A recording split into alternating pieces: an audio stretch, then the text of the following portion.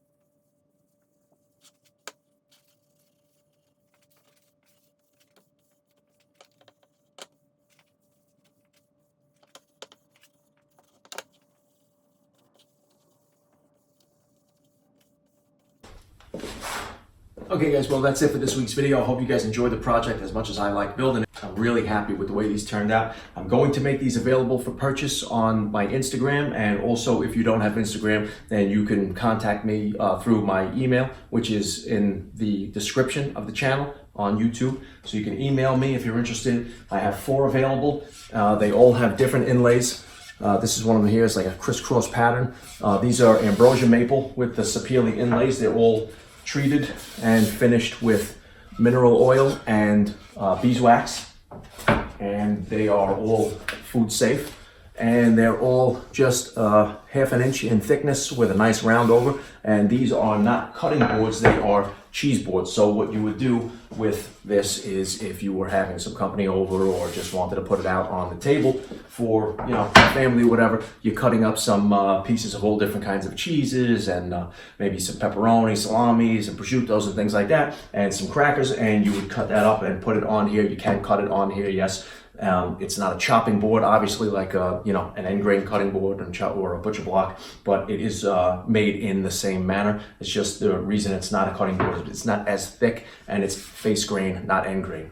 So that's, like I said, going to be available. It'll be up on my Instagram. As soon as this video gets edited, I'll post it there, and you can also contact me through my email. I'll put a link also in the description here, and on the bottom of the screen, I'll put the Instagram and the email where you can reach me if you're interested. Once these go, when I do have some more time, I will make more. I may make them with sapele next time with the maple inlays, just to contrast a little bit, some different colors. But you can also special order these. I can make them as cutting boards as well, an inch thick, whatever dimensions you want. Obviously, pricing will be all different. So that's it, guys. All right, so hope you enjoyed the video. Make sure you subscribe. I'll see you next time in the shop.